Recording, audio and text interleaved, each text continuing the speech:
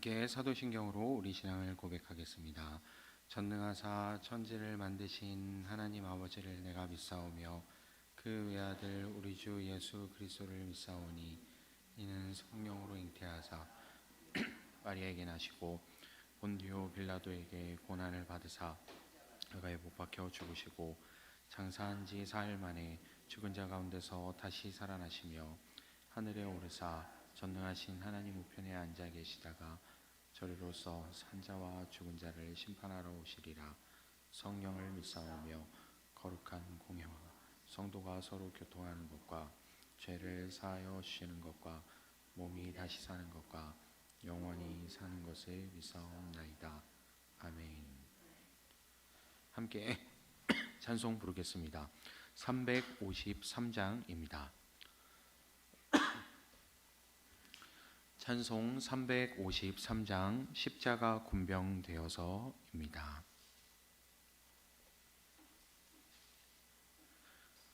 찬송 353장 함께 찬양하겠습니다.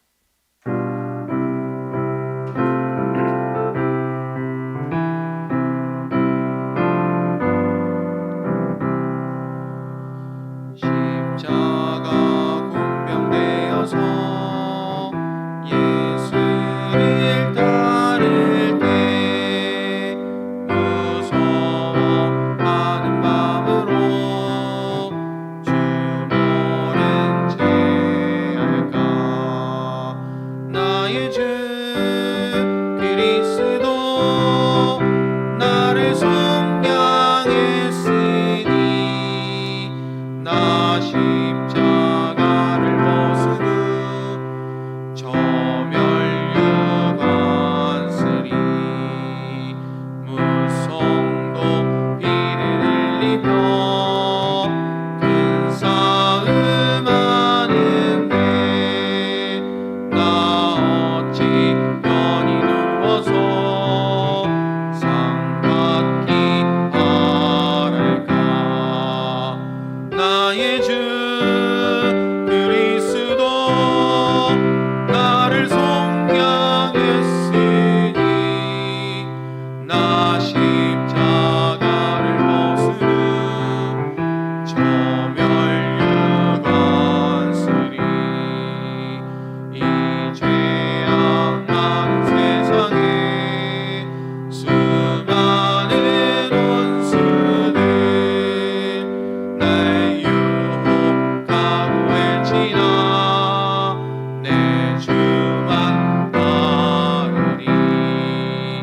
나의 주 그리스도 나를 속량했으니 나 십자가를 벗으니 저 멸류관 쓰리.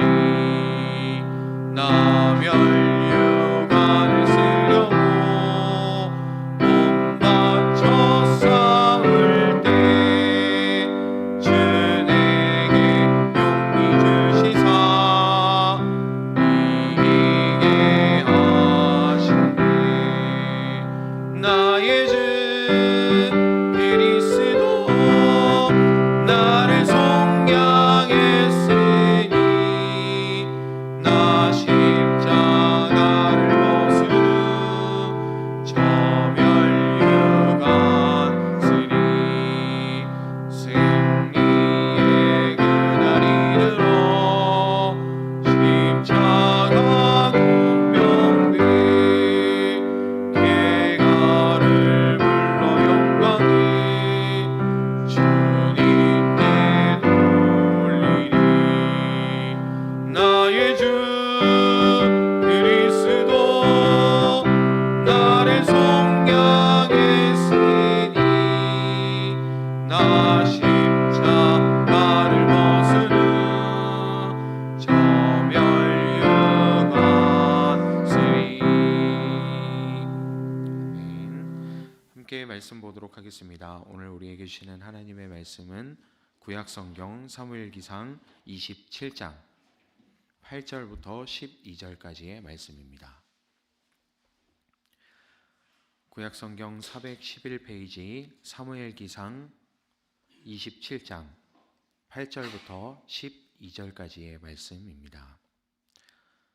함께 한 목소리로 읽겠습니다. 바로 그 기간에 다윗은 부하들을 거느리고 다니면서 그술 사람과 기르스 사람과 아말렉 사람을 습격하고 나였다. 그 사람들은 오래전부터 수르 광야와 이집트 국경에 이르는 전 지역에서 살고 있었다.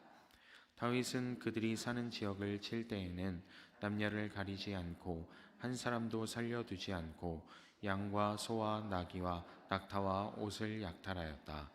약탈물을 가지고 아기스에게로 돌아가면 아기스는 을에 그대들이 오늘은 어디를 습격하였소 하고 묻고, 그럴 때마다 다윗은 유다의 남쪽 지역을 털었다느니 여라무의 족속의 남쪽 지역을 털었다느니 또는 겐 족속의 남쪽 지역을 털었다느니 하는 식으로 대답을 하곤 하였다.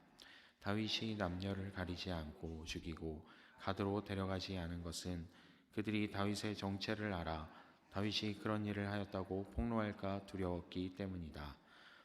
다윗은 블레셋 사람의 지역에 거주하는 동안 언제나 이런 식으로 처신하였다. 아기스는 다윗의 말만 믿고서 다윗이 자기 백성 이스라엘에게서 그토록 미움받을 짓을 하였으니 그가 영영 자기의 종이 될 것이라고 생각하였다. 아멘. 할렐루야. 오늘도 새벽을 깨워 주님의 전에 나오신 모든 성도님들을 주님의 이름으로 축복하고 환영합니다. 성령 하나님께서 우리와 함께 하십니다. 성령님의 도우심으로 하나님의 사람으로서 오늘도 살아갈 수 있는 삶이 되기를 주님의 이름으로 축복합니다. 네, 참 오늘은 이 재밌는 이야기를 담고 있는 그런 본문의 내용입니다. 이른바 상황윤리라는 것인데요. 네, 정말 만약에 여러분에게 이런 상황이 다가온다면 여러분들은 어떻게 선택하실 겁니까? 네, 어떤 상황이냐면 아주 사랑하는 사람이 이 부모님이 되었든 혹은 자녀가 되었던 내 사랑하는 사람이 불치병에 걸리게 된 겁니다. 그런데 참 반가운 소식이 들려오게 된 것이죠. 그 병을 고칠 수 있는 신약이 개발되었다라는 소식을 듣게 된 겁니다. 그런데 그 약값이 너무너무 비싼 겁니다. 정말 평생을 일해도 갚아낼 수 없을 만큼 너무너무 비싼 약이었는데, 그런데 참 우습게도 그렇게 귀한 약이 또 이렇게 관리는 좀 소홀한 편이어서 훔쳐올 수는 있는 그런 상황인 것입니다. 네, 내가 사랑하는 사람을 살리기 위해서 이 도둑질을 감행할 것인가? 아니면 그냥 정말 안타깝지만 그래도 누군가 다른 사람이 살기 위해서 내가 그리고 또 내 양심에 걸릴 짓은 하지 않기 위해서 내가 이 도둑질을 하지 않을 것인가? 여러분이라면 어떤 선택을 하시겠습니까? 네, 참 뚱딴지 같은 얘기죠. 이 뚱딴지 같은 얘기를 제 전공을 살려서 한번 나누게 되었습니다. 참 재미있게도 이 대학교 1학년 처음 술자리에 가가지고 이제 막차까지 가게 되었는데, 이제 한 선배의 자취방에 가서 처음 들었던 얘기가 이 얘기였습니다. 그래서 우리 과는 참 술자리조차 평범하지 않구나라는 생각을 했었는데, 그 이제 의문점이 오래 가지 않아서 풀리기는 했습니다. 몇 달 뒤에 이제 전공 수업을 듣는데 전공 수업에 그 얘기가 똑같이 나오더라고요. 그러니까 수업 때 했던 얘기를 이제 선배들이 물어본 것이었는데, 또 재미있게도 대학원을 가니까 이 얘기를 또 듣게 되었습니다. 무슨 얘기냐면 이 상황윤리에 관한 것이죠. 윤리라는 것이 분명히 있고 우리가 해야 될 행동, 하지 말아야 될 행동이 규범적으로 정해진 것들이 있죠. 이제 도둑질이라는 것도 그것 중에 하나이죠. 우리가 해서는 안 되는 행동인 것입니다.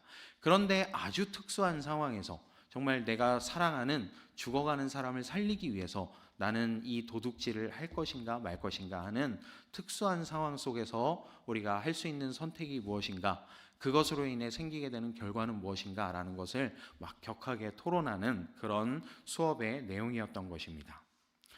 그래서 우리가 이런 상황에 정말 처하게 된다면 나는 과연 이 인지상정이지 이 사랑하는 사람을 살릴 것인지, 하지만 그럴 수 없지, 이 윤리를 선택해야지, 도덕적인 것을 선택해야지 하는 것, 여러분은 어떤 선택을 하실 것인가 하는 질문입니다. 여전히 좀 잘 와닿지는 않을 것입니다. 사실 솔직히 우리 같은 일반 서민들이 살아가면서 이런 엄청난 윤리적인 상황을 마주할 일이 무슨 일이 있겠는가 싶으실 것입니다. 그래서 저는 이 이야기를 윤리적인 딜레마, 상황윤리라는 이름 대신에 현실과 이상 사이에서 여러분은 어떤 선택을 하실 것인가 라는 이런 주제로 좀 바꿔서 나누고자 합니다. 오늘 재미있게도 이 짧은 말씀 안에 두 명의 주요 인물이 등장을 하는데, 이 두 인물이 현실과 이상 사이에서 어떤 선택을 하게 되는데, 이들의 선택이 어떤 다른 점이 있었는지, 그리고 또한 어떤 결과를 낳게 되었는지를 함께 살펴보고자 합니다. 먼저 이 다윗입니다. 다윗이 현실과 이상 사이에서 어떤 선택을 했는지를 먼저 보도록 하겠습니다. 8절부터 10절까지의 내용을 보면 다윗이 한 선택을 한 것을 볼 수 있죠. 사울을 피해서 이 블레셋으로 도망하게 된 것입니다. 이 블레셋으로 도망했던 게 처음 있던 일은 아니었습니다. 21장에도 똑같은 일이 있었었죠. 사울의 위협 아래에서 생존을 위한 현실적인 결정을 내린 것입니다. 그리고 심지어 사무엘상 23장을 보면 이 사울이 다윗을 찾기 위해서 전국을 이잡듯이 뒤졌는데 정말 찾지 아니한 곳이 없을 정도로 매일매일 찾아다녔다라는 것을 우리가 볼 수 있었는데, 그런데 참 감사하게도 그 23장에도 기록이 되어 있지만 하나님께서 도우심으로 말미암아, 하나님께서 보호해 주심으로 말미암아 다윗은 잡히지 않았던 것을 볼 수 있습니다. 그런데 참 더 재미있는 것은 이 다윗과 친하게 지냈던 요나단은 그 왕이 찾아내지 못한 상황 속에서도 다윗을 찾아와서 이야기를 나누었던 것을 볼 수 있죠. 어쨌든 이렇게 다윗은 계속해서 도망다니고 있던 때에 이제는 도망다니다 도망다닐 곳이 없어서 결국은 적대국이었던 이 블레셋으로 피신을 하게 된 것이었습니다. 그래서 그곳에 가서 이제 왕의 신임을 얻기 위해서 블레셋과 좀 적대적인 관계에 있었던 다른 민족들을 쳐서 죽이고 전리품을 가져왔습니다. 그리고 거짓말을 함으로써 자신의 행동을 숨긴 것을 볼 수 있죠. 블레셋 왕이 어디를 습격하였느냐라는 것을 물어보자 이제 블레셋과 적대적으로 있었던 곳을 쳤다라는 이야기를 합니다. 그리고 거기에는 유다도 은근슬쩍 끼워 넣는 것을 볼 수 있죠. 명백한 거짓말입니다. 그런데 다윗은 참 현실적인 선택을 했다라는 것을 볼 수 있죠. 자신과 부하들의 생명을 지키기 위해서 이곳으로 피신해 왔고, 그리고 그곳에서 신임을 얻으면서 살기 위해서, 왜냐하면 기껏 피해 온 그곳에서 또 공격을 받게 될 가능성이 큰 상황이었기 때문에 이런 전략적인 행동을 했다라는 것을 볼 수 있습니다. 다윗이 이렇게 그 주변 민족들을 정리하면서 정말 끔찍하게도 오늘 기록을 보면 그렇게 나와 있죠. 모두 다 죽였다라는 것. 정말 남녀를 불문하고, 그리고 또한 이 아이와 노인들을 불문하고 모든 사람들을 다 죽였다라는 것을 볼 수 있습니다. 성경에서 보면 가끔씩 이 모두를 진멸하라는 하나님의 명령이 있던 것을 볼 수 있죠. 그런데 그때에는 분명한 차이점이 있습니다. 그 모든 것을 다 진멸하라는 하나님의 명령이 있었을 때는 분명히 사람뿐만이 아니라 가축과 모든 물건들까지도 다 불태워버리라는 그런 명령이 있었죠. 그것이 바로 진멸의 의미였던 것입니다. 하지만 오늘 말씀을 보면 그런 명령도 없었을 뿐더러 다윗이 선택했던 일이라는 것을 볼 수 있습니다. 왜냐하면 11절 말씀에 보면 분명한 이유를 이야기하고 있죠. 혹시라도 누군가를 살려두어서 포로로 잡아가게 되면 그곳에서 그 사람이 다윗을 알아보고 고발하게 될까봐 두려웠기 때문입니다. 분명히 매우 지극히 현실적인 선택을 했다라는 것을 오늘 말씀을 보면 알 수 있습니다. 전혀 이상적이지 않은 선택이었던 것이죠. 그래서 이 이상과의 갈등이 분명히 있었다라는 것을 알 수 있습니다. 다윗의 이 행동이 과연 이 사랑과 공의의 하나님의 입장에서 올바른 선택이었을까라는 것까지는 우리가 좀 생각해 볼 문제가 된다라는 것입니다. 굳이 그렇게 무고한 자들까지 다 죽여야만 했을까? 그리고 그렇게 하면서 다윗이 굳이 그렇게 거짓말을 해야만 했을까라는 것들을 우리가 생각해 볼 수 있다라는 것입니다. 다윗의 선택은 우리의 삶에 있어서도 참 중요한 질문을 던집니다. 하나님의 뜻을 신뢰하면서 이상을 붙들어야 할 때, 현실적인 판단을 내려야 할 때, 이 때를 과연 우리가 어떻게 구별할 수 있는가 하는 그런 윤리적인 문제를 던지게 되는 것이죠. 조금 이 비약해서 설명을 하자면 그런 것이 될 수 있겠습니다. 우리 민족이 참 특수한 상황 가운데서 그런 일을 겪었는데, 우리에게 좀 비슷한 경험이 있죠. 뭐냐면 신사참배라는 그런 이 역사적인 경험이 우리에게 있습니다. 죽으면 죽으리다 하고 절대로 무릎을 굽히지 않았던 사람들이 있는가 하면, 아주 현실적인 판단으로 어쩔 수 없이 무릎을 굽히지만 내가 결코 우상숭배를 하지 않겠다는 이 마음의 중심을 지켰던 사람들도 분명히 있던 것을 볼 수 있습니다. 과연 그렇다면 우리가 이때를 어떻게 구별할 수 있는가? 이렇게 극단적인 상황이라면 그래도 우리가 좀 구별하기가 어렵지가 않겠죠. 하지만 우리가 살면서 은근슬쩍 이런 율법의 문제와 그리고 또한 현실에서의 상황, 이 판단을 가름하는 그런 사건들이 분명히 있을 때가 있다라는 것입니다. 또한 다윗뿐만이 아니라 아기스 왕도 오늘 이 말씀을 보면 현실과 이상 사이에서 한 가지 선택을 했던 것을 볼 수 있습니다. 블레셋 왕 아기스도 선택의 기로점에 있었죠. 아기스는 결국 선택한 것이 다윗을 신뢰하면서 그를 자신의 군대에 참여시키고자 했습니다. 11절 말씀을 보면 아기스는 다윗이 이스라엘을 완전히 떠나서 블레셋에 충성한다고 그렇게 믿고 있었습니다. 이것은 아주 현실적인 동시에 또한 이상적인 판단이기도 하죠. 아기스는 다윗의 행동을 통해 자신의 입지를 강화하려 했던 것입니다. 이 용병단이 제발로 우리나라에 찾아오게 되었는데, 하필이면 그 용병단이 싸움의 천재들이었던 것이죠. 가는 곳마다 승리했던 사람들인 것입니다. 그래서 이들을 받아들이고 신뢰하기 시작했던 것이죠. 그런데 문제는 주 적국에서 온 용병들이었다라는 것이었습니다. 아주 현실적이고도 또한 이상적인 판단이기도 한 것이죠. 근데 그는 이 너머에 하나님의 계획을 보는 사람은 아니었던 것을 우리가 알 수 있습니다. 다윗의 진정한 의도가 무엇이었는지를 파악하지 못하고 있었고, 그리고 다윗을 통해서 이루실 하나님의 계획에 대해서도 전혀 알고 있지 못했습니다. 당장 현실적으로 얼마 못 가서 이스라엘과 전투하게 되었을 때 다윗을 데려가려 했던 것을 볼 수 있죠. 그리고 하필 이때 결국은 신하들의 반대로 데려가지 못했었고, 이때 하필이면 다윗이 그 본진이 털림으로 인해서 용병 생활을 마감하게 되는 그 시작점이 되었다는 것도 우리가 볼 수 있습니다.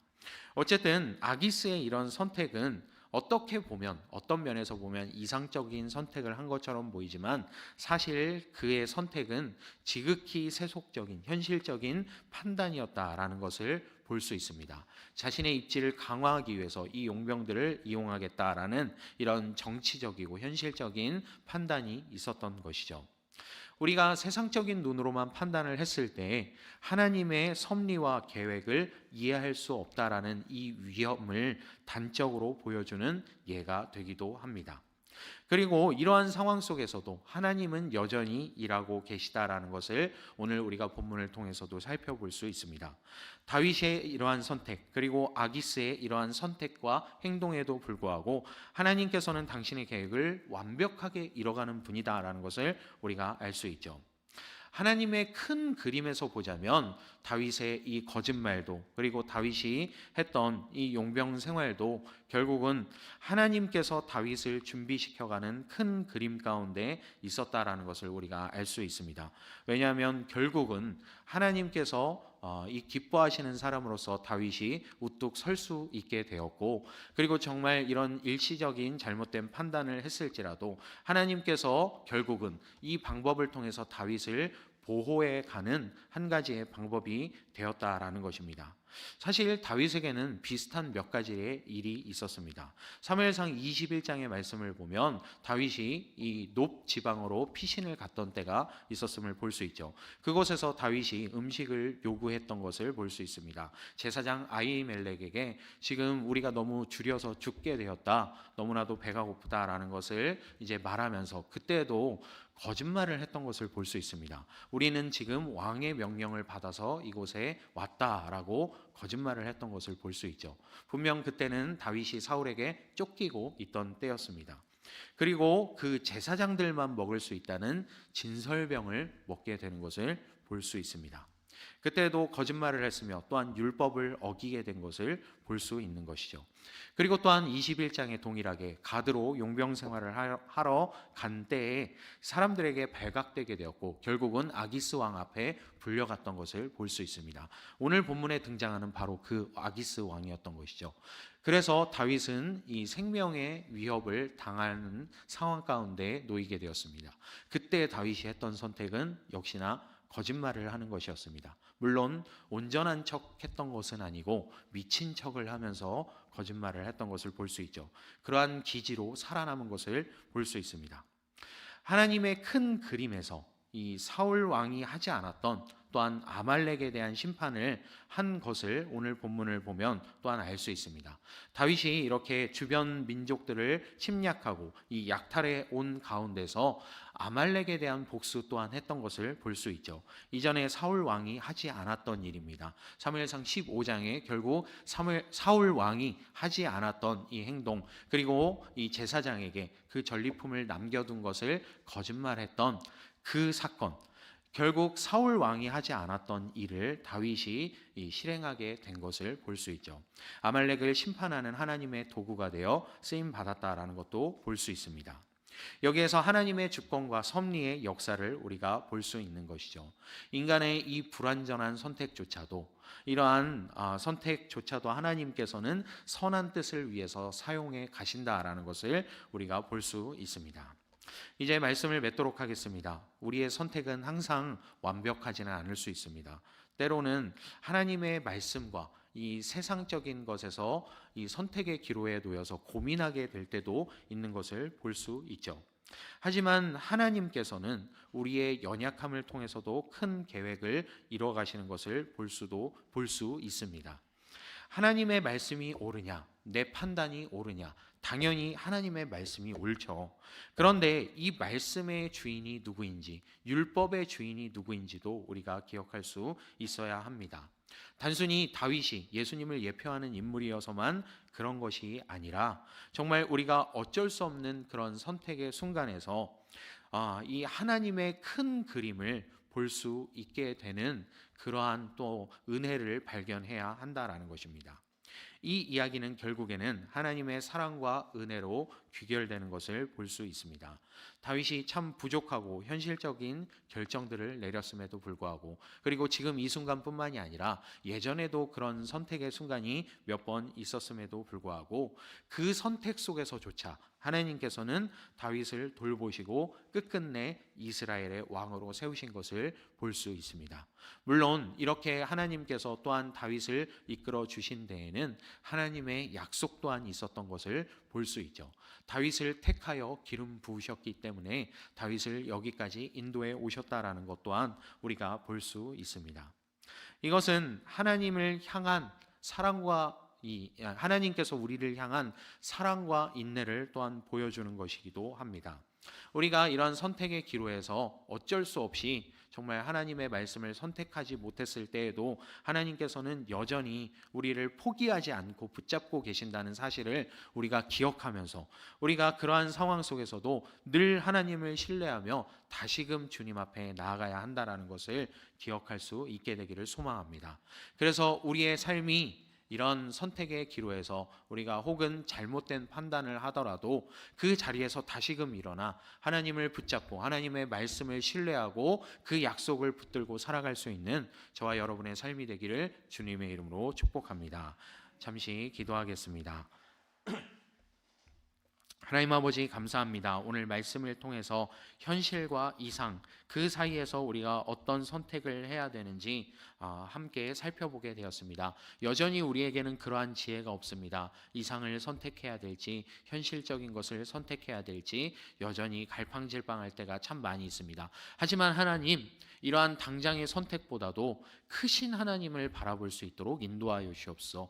그 하나님을 바라보고 의지하면서 나의 실수조차도 나의 연약함조차도 하나님의 선하신 계획으로 바꾸어 가시는 하나님을 신뢰하고 의지하면서 오늘도 당당히 당당하게 하나님과 함께 우리의 삶을 걸어갈 수 있는 하나님의 자녀로 설 수 있도록 인도하여 주옵소서.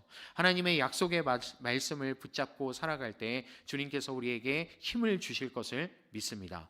오늘날 다윗이 참 연약한 선택을 했다는 것을 우리가 본문을 통해서 보았음에도 불구하고 주님, 우리는 굳게 서서 그 믿음을 가지고 하나님의 말씀을 선택하며 살아갈 수 있도록 인도하여 주시고, 그러한 선택이 결코 우리에게 후회가 남는 결정이 되지 않을 것이라는 것도 또한 신뢰하면서 하나님을 붙잡고 살아가는 우리의 삶이 될 수 있도록 주님 은혜 내려 주옵소서. 주께서 함께 하시며 우리를 붙잡고 인도하여 주실 것을 믿습니다. 주님께 우리의 삶을 맡겨드립니다. 감사합니다. 우리 주 예수 그리스도의 이름으로 기도합니다. 아멘.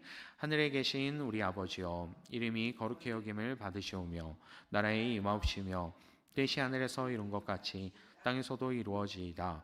오늘날 우리에게 일용할 양식을 주옵시고 우리가 우리에게 죄 지은 자를 사하여 준 것 같이 우리 죄를 사하여 주옵시고 우리를 시험에 들게 하지 마옵시고 다만 악에서 구하옵소서. 대개 나라와 권세와 영광이 아버지께 영원히 있사옵나이다. 아멘.